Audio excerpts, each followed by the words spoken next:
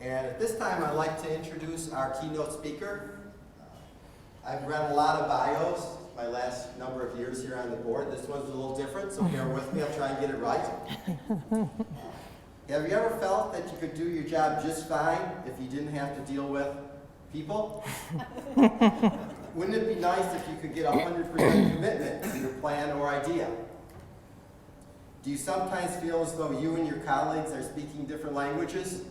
I know personally I can answer yes to all three with an exclamation point.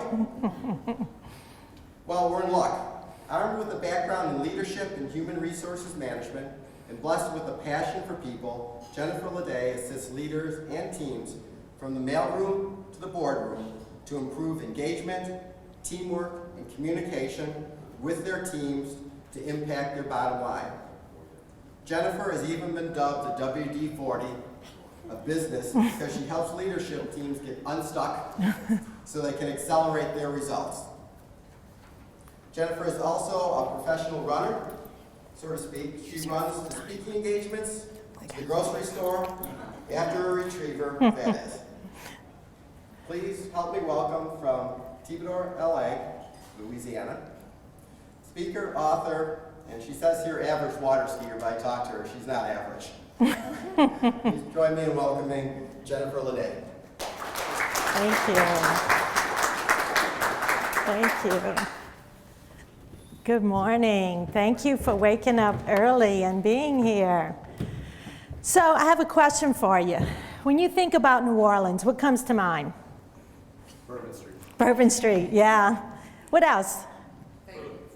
Food, Mardi Gras. Yeah, absolutely. The city of New Orleans has been very clear in their marketing. They want to promote that laissez le bon temps rouler impression on you. And they've been very clear about what business they're in. We're about having a good time in New Orleans, aren't we? Now, any Harley-Davidson owners here? Okay, me either. But you know that Harley-Davidson is not in the motorcycle business. Harley-Davidson is in the business of cool. They make it possible for, middle-aged CPAs to be cool. They're very clear about what business they're in. Now I have a question for you. How many of you came here to this conference with the purpose and intention of networking for business development? Yeah, a lot of you, right? How many of you came here with the intention that you were going to reconnect with colleagues and customers that you're already working with the intent that maybe you could do more business together? Yes, absolutely. And then how many of you in the course of your work lead teams of people to get the job done? Many of you, if not most, right? So how many of you are in the copper business? Mon ami, I want to challenge you today to think about things just a little bit differently. Because you see, I think that regardless of whether you work for an organization that produces copper wiring, whether you're a scrap recycler, whether you're buying and selling copper, each one of us is in the relationship business. We're in the relationship business because if you want to lead people, if you want to sell to people, what we're really talking about is influencing behavior, aren't we? We want to influence behavior. And so in that context is how we'll be referring to leadership, because leadership is really influence. It's all about influencing behavior. So you can be a leader wherever you are. Would you agree with that? We're going to be talking about leadership with what I call lowercase l, meaning that it's not about your position, it's not about your title, it's not about your job description. Now, as Jeff just mentioned, I'm a recovering HR director, so just even saying the term job description kind of made me nauseous. But we're going to move on, okay? So leadership is not about a job description. It's about a way of influencing behavior. And in that case, we're all leaders. And we can all be leaders wherever we are.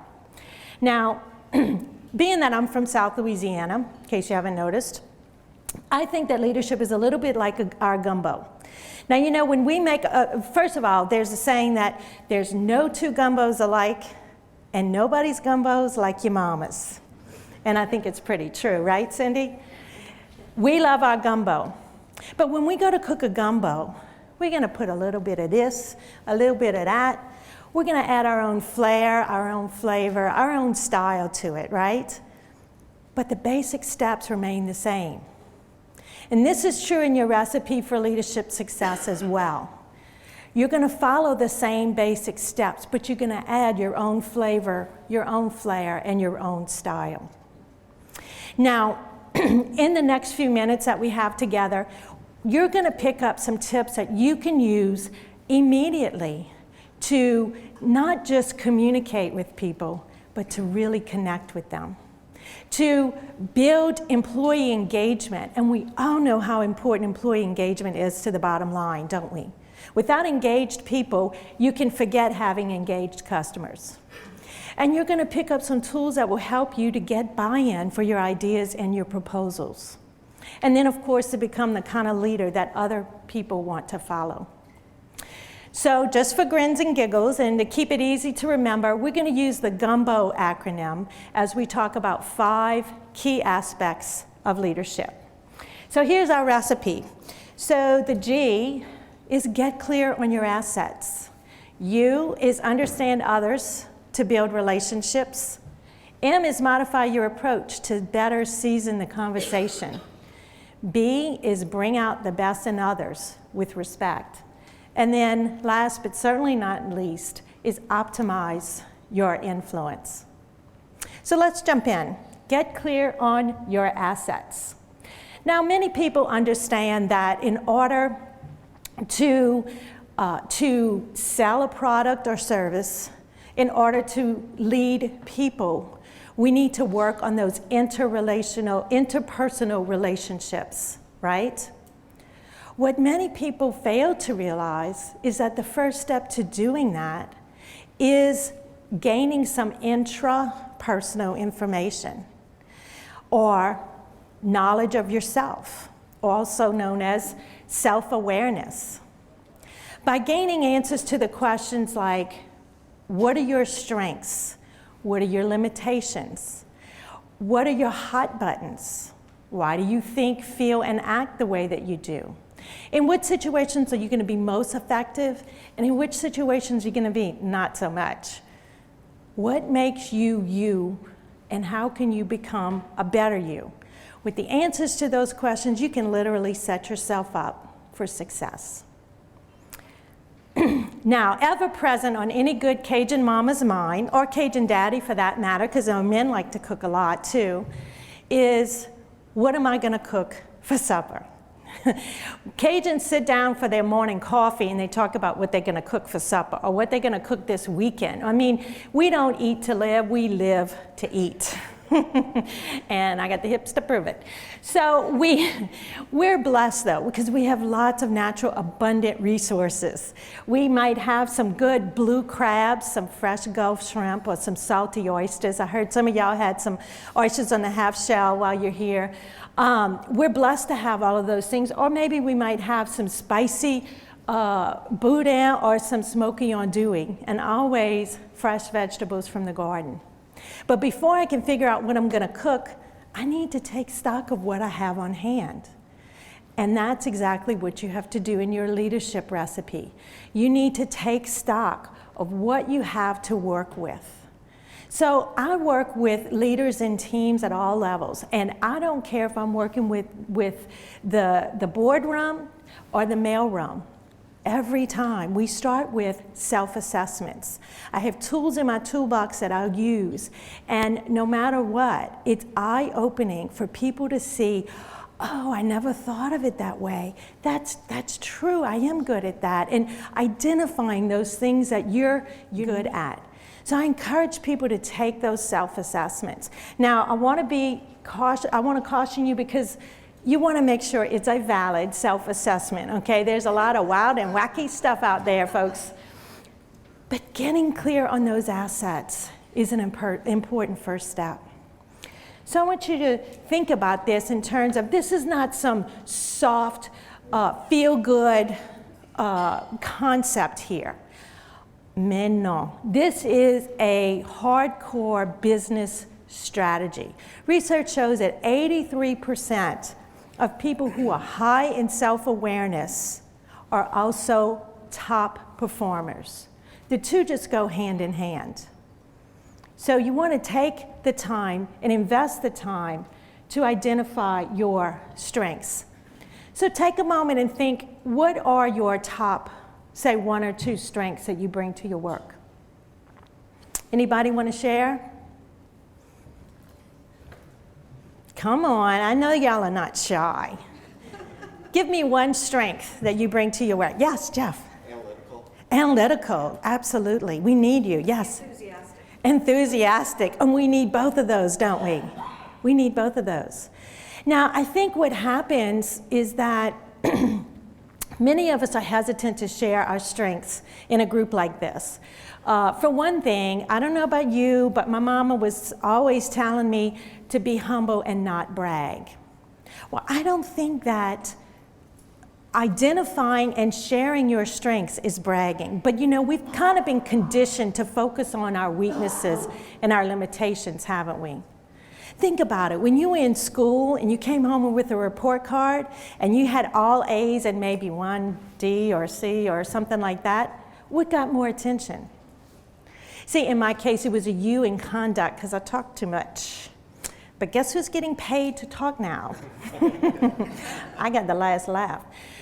But you know, we focused on our weaknesses. And certainly I'm not saying we shouldn't, I'm not suggesting that we shouldn't try to improve, but we need to understand that when we improve and work on our strengths, we'll improve exponentially.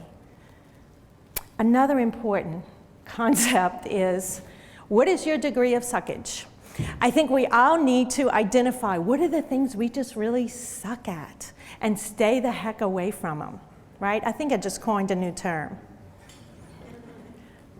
Identify, and you know, I was always clear that I'm not a numbers person, I'm not an analytical person like Jeff, I need to stay away from technology.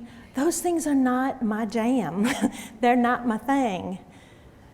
And I have people at my right elbow to help me with those things. What is my jam is working with leaders and teams, and like I said, helping them to get unstuck.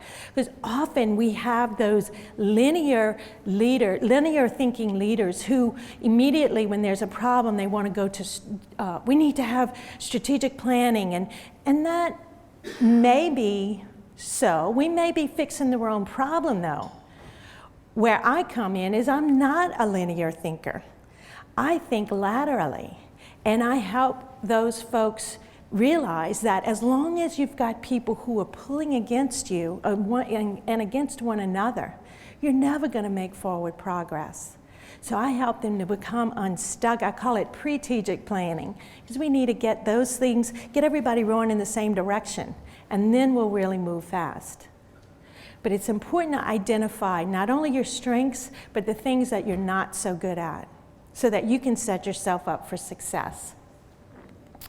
Now, that brings us to the next step in our gumbo, which is understand others to build relationships.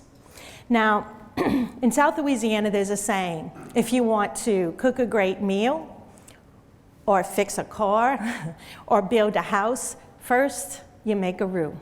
We make a roux for everything we do in South Louisiana. Now, for those of you who may not be familiar, roux is simply flour and oil that we brown to this beautiful caramel color, or even maybe the color of peanut butter. Everybody's got a different preference when it comes to their roux.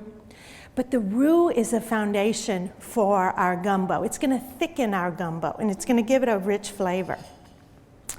But the fact is, I could change my mind and say, you know what?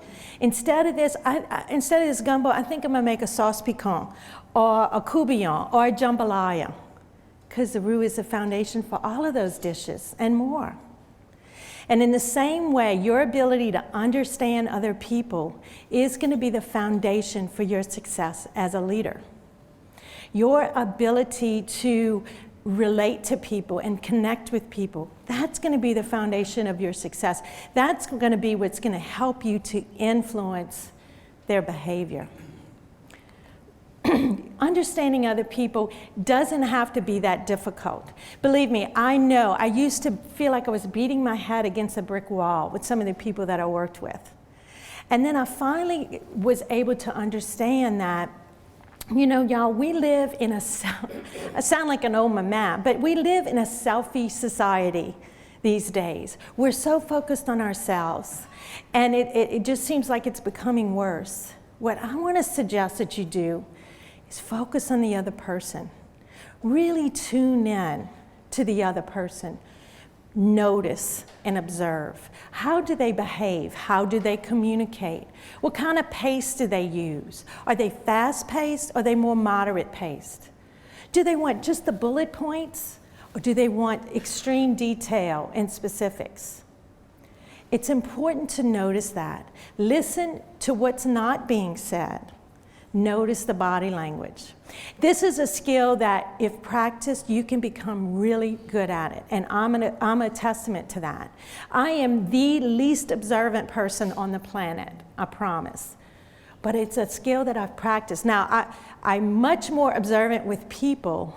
I'm not so observant with things, because I'll notice something on our street the other day. I noticed something and I mentioned it to my husband. He said, yeah, that's been there about 6 years. Didn't notice it. Okay, I'm oblivious. But people, I really have practiced tuning in to them. And I think that will help you to be more successful in understanding them. Notice and observe. Now, if you spend 5 consecutive minutes in Cajun country, you know that we like to talk. Cajuns love to talk, and we talk with our hands, and we might get loud, and we might get all excité, and we dramatic, but we're gonna talk, right? And we don't care if we're at a family crawfish boil, if we're at a PTA meeting, if we're in a business meeting, or if we're at a wake or a funeral. Honey, that don't matter to us. And you know, the term gumbo yaya actually has nothing to do with gumbo or food at all. It's a term used to describe that situation when everybody's talking at once. You know what I mean? So what happens when everybody's talking at once? Nobody's listening. Exactly. Nobody's listening. And we can laugh about that when it's a family setting, right? I mean, anybody else's family is like that?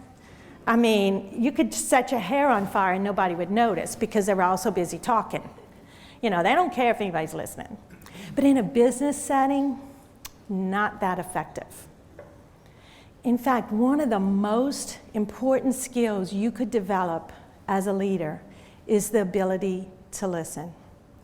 You know, people really are lacking that. We've got 24/7 connectivity, but I wonder how much we're really missing out on because we've got our attention focused on that little office in our pocket, right? That often is out on the table. Instead, what we need to do is tune in and really listen to our people. You would be surprised at the results, I promise you. So work on those listening skills. And by the way, waiting for your turn to talk ain't the same as listening. And you know we all do it, don't we? You're waiting for him or her to take a breath so you can give your side of the story, aren't you? You're preparing your rebuttal. You're preparing your argument while they're talking. But we're missing out on their core message most of the time. And you know, looking down at that phone or thinking about what we're going to say next, it's an obstruction between us and really being able to listen to their comments. Old Dale Carnegie had it right way back in the day. He said, you can make more friends in 2 months by becoming interested in other people than you can in 2 years by trying to get people interested in you. And I don't want to sound like I'm preaching, but I think, you know, social media has caused us to become so self-focused. If you take your focus and place it on the other person, the person sitting across the table from you, you will go miles to develop that relationship And remember, before you can influence behavior, you've got to have some kind of relationship with that person. So I challenge you, ask more than tell. Listen more than you talk. Next step in our recipe is modify your approach to better season the conversation. Now, how many of you are familiar with the Holy Trinity? You know, onion, celery, bell pepper. We use those three in everything we do around here. Now, there's a little joke, though, that says, you ask an old Cajun, what's the 4 seasons? What's the seasons of the year? And he's going to say, May, onion, celery, bell pepper, and garlic. We cook with garlic just about on everything, almost including our morning cornflakes. But we need those Cajun 4 seasons. We need that mixture of seasonings to give our gumbo its good flavor. And we need a mixture of styles in our teams to have great creativity, to have innovation, to have great customer service. You don't want, you don't want everyone to be the same. You want to have that diversity. Unfortunately, often when we have diversity, we have those disconnects. And you know what I'm talking about, don't you? You think you've communicated something pretty well, and this is the response you get, right? Sometimes it feels like we're speaking different languages, doesn't it? Well, I think in a way, just imagine, let's imagine for a moment that you're Russian and you speak Russian only. Imagine that I'm an American and I speak English only. You can talk to me as loudly as you want and as slowly as you want. But if you speak in Russian, I'm not going to get it. And yet, I think that's what we do in the workplace all the time. It's like we're speaking 2 different languages. When we modify our approach, all we're talking about is translating the same message into the other person's language. So if you've done your homework and you're observing people all day long, you're kind of understanding what makes them tick, you can take their message and translate it into their language. Let's do a little experiment. And you're going to get some lagniappe from today, a little something extra, because we're going to talk about a little Cajun French here. I'm going to show you an image on the screen, and I want you to fill in the blanks and tell me what word describes that image. Comprends? Got it? Ready? All right, so this lady's got a chocolate bar. She's got a what for that chocolate bar? A craving. You would say craving. Cindy, what would we say? We would say, mais chère, she's got an envie for that chocolate. Mais babe, she wants that chocolate bad. She's got an envie. Can you say envie? Envie. My kids used to come to me and say, Mom, I got an envie. Can I have a snowball? This is a word we use all the time. Let's try another one. This lady has some, what would you call that? Goosebumps. Y'all would call it goosebumps, right? We would say frissons. She's got the frissons. And let's do one more. He's a what?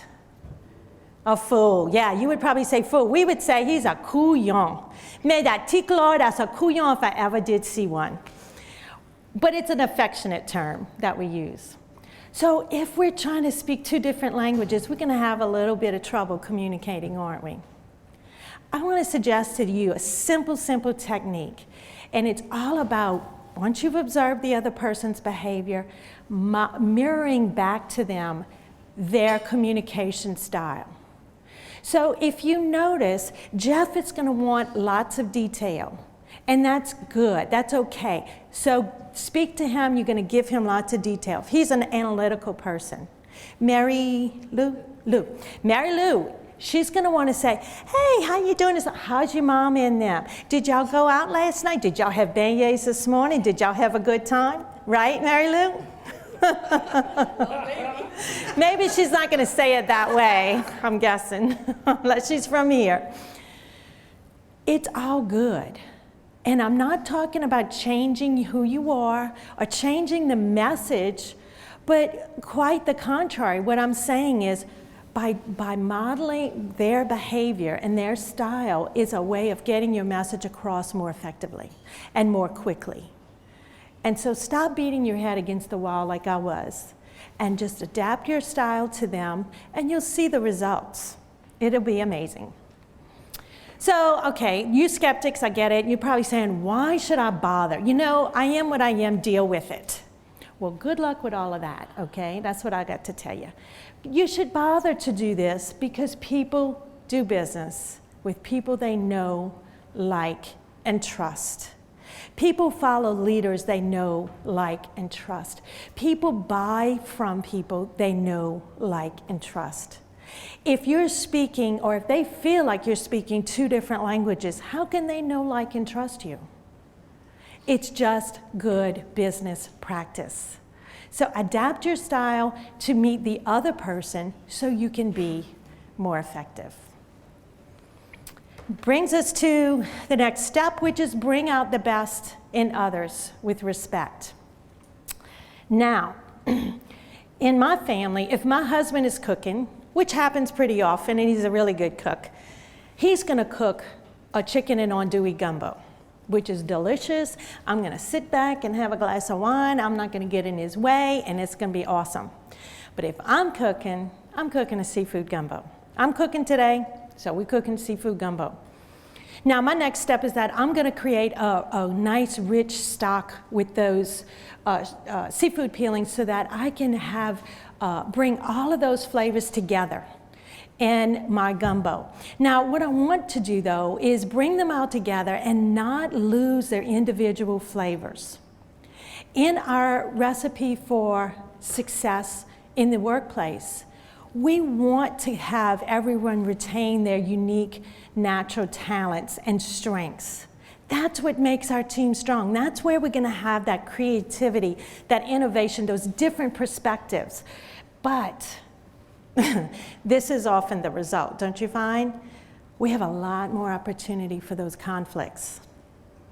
The only way we're gonna work effectively is if we work with mutual respect, and get beyond the point of just tolerating our differences, but really embracing them. And again, this is not some feel-good idea, some soft, fuzzy concept. This is a hardcore business practice. Trust me, we don't want this. This is where I used to work. No, really, this is where I used to work. This is exactly what it looked like. We had zero creativity, zero innovation. Everybody was scared to voice their opinion.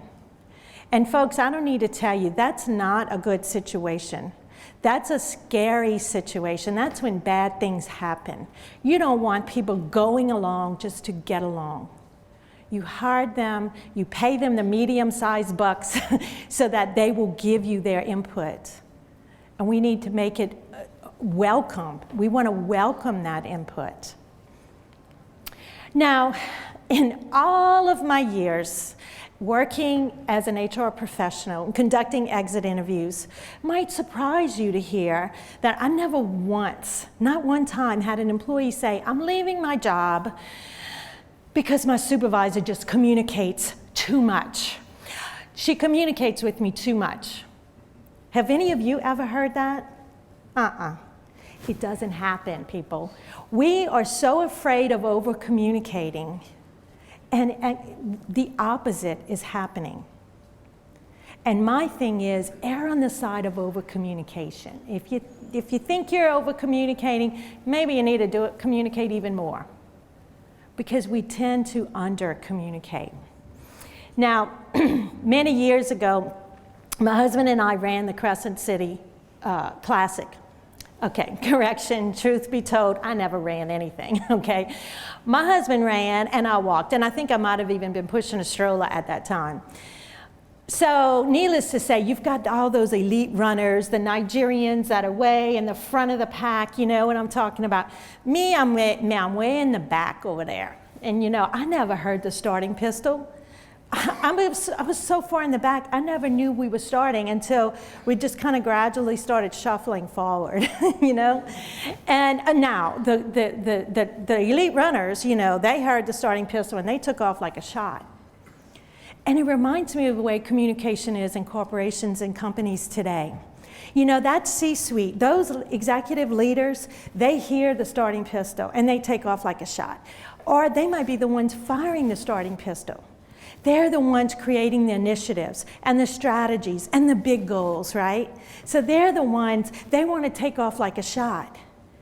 But what happens is that communication is slow to cascade down, and it's weak at best by the time it gets to those frontline employees, those rank and file employees. But y'all, the rank and file employees are the ones who need it the most. They're the ones that, you know, Stephen Covey wrote 7 Habits of Highly Effective People. He said the front line produces the bottom line. Well, if that's the case, we need to do a better job of communicating with that front line. Because they're sitting back there going, what the heck are they thinking? Why are we doing it this way? What is with this new policy and procedure? We've got to do better. We've got to communicate to them the big picture. We've got to communicate to them the why behind the what and the how. So think about how you can do a better job in communicating. The fact is, some research shows that we need to hear a message as many as 7 times before we'll get it. If we want to bring out the best in other people with respect, we need to make sure they're getting the message clearly and concisely and as it was intended. Now, I think that, you know, the advertisers have definitely gotten this research, right? How many times do you hear them say, call 1-800, blah, blah, blah, blah, blah, blah, blah, blah, blah. Yeah, I mean, we know that the advertisers know we need repetition. But really and truly, if you have a big message to convey, if you've got a vision to cast, if you've got something you want everybody to embrace, you need to say it early, say it often, say it a different way, use examples and stories to illustrate your point. You need to post it on your intranet. You need to post it on your bulletin boards. Put it in your email signature. Say it some more and then say it some more so that people will really get it. I encourage you to improve in that area. Now, that brings us to the last step in our gumbo, which is optimize your influence. And that's what we're really all about, aren't we? That's what we really need to do, is to be able to influence behavior. Now, meanwhile, back at the stove, told you we were cooking a gumbo. So we're ready to put in our seafood, or in whatever case you might be, if you're cooking another kind of gumbo, the meat. And the meat is what is our protein. We need protein to give us strength. We need strength to get through all the changes and challenges in our environment today. And believe me, in Louisiana, we know all about change and challenge, don't we? And I don't want to sound like a victim, but we've had hurricanes, oil spills, economic downturns, but we're strong and we're resilient. And that's what has helped us to come back in a big way. We need strong leaders to go through all the change and challenge that you're enduring. My mama used to say there's nothing more constant than change. And I think that's true, especially in business today. So a strong leader is one who is influential. To be influential, you need to understand the principles of motivation. Now, this might sound a little counterintuitive, but the fact is you cannot motivate other people. You can't. And that's because all people are already motivated. We've got our own innate or internal motivations. We do things for our own reasons. So as a leader, what can you do? Okay, if I can't motivate people, what the heck am I supposed to do? You can create an environment where people are self-motivated to succeed. And by that, I mean you're tapping into their internal motivations.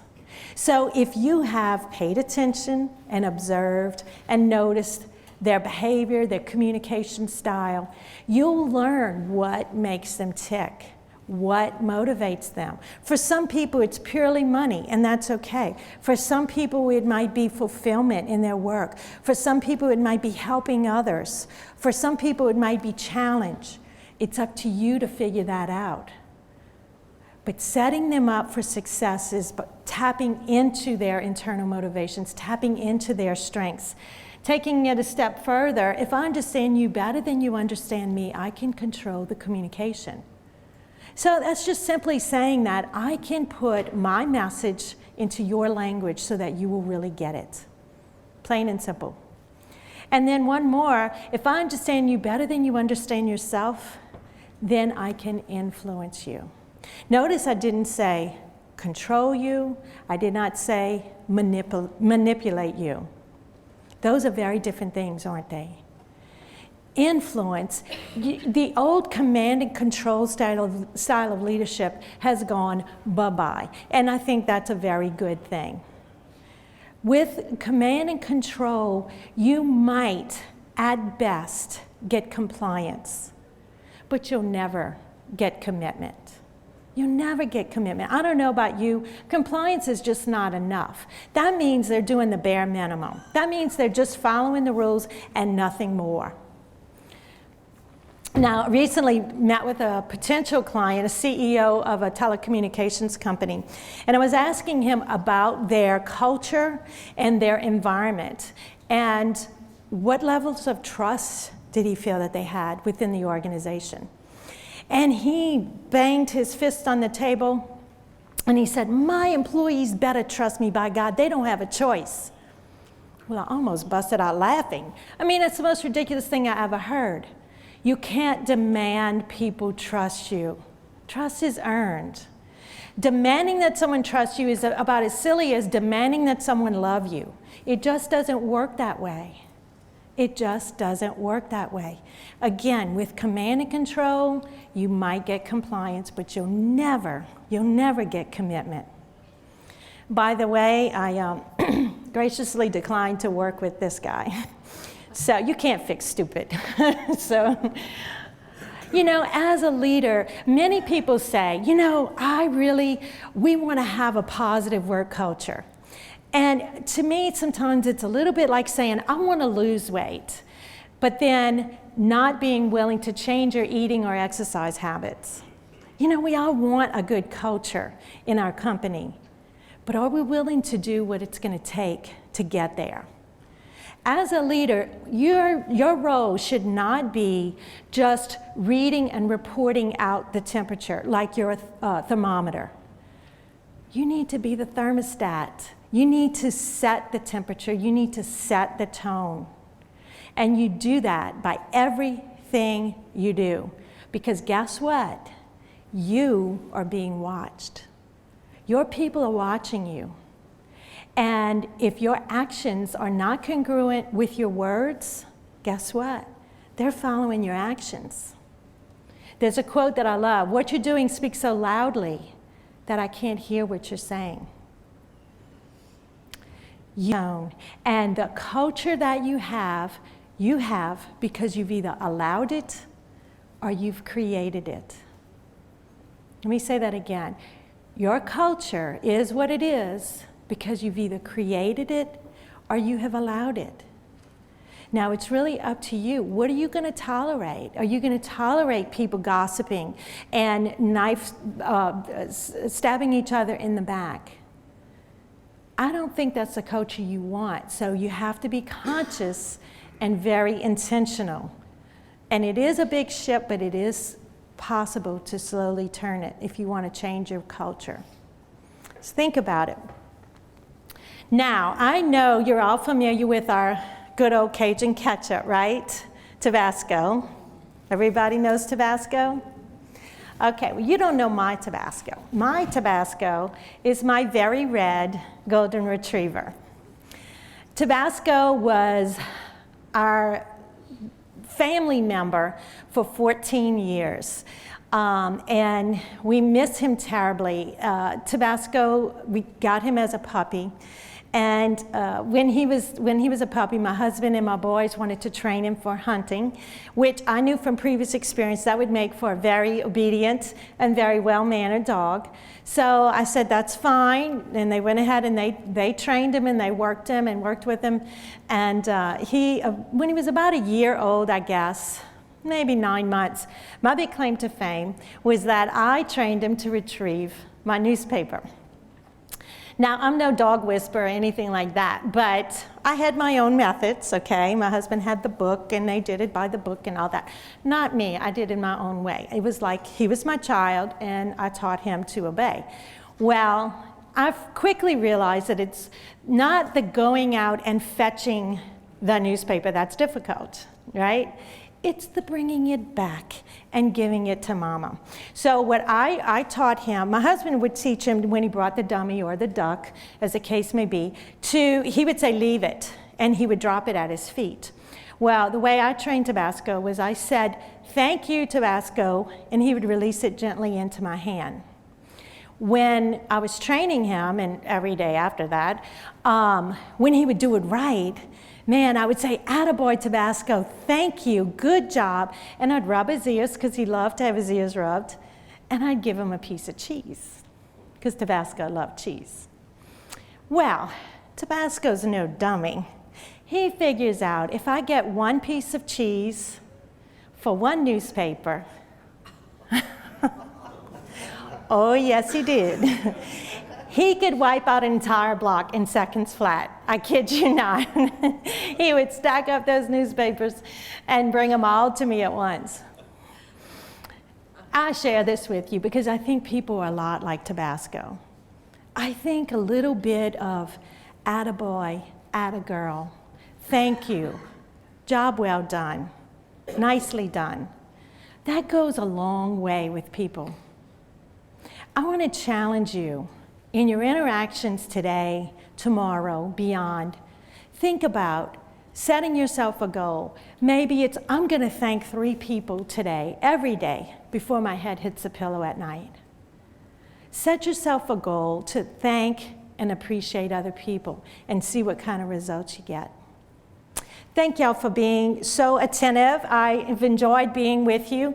What I'd like to let you know is that we're going to do a drawing at the break for a copy of my book. So if you haven't already, drop your card into the bag out front, and we'll do the drawing at the break. Thank y'all so much. I hope you'll remember the gumbo recipe for success. Thank y'all.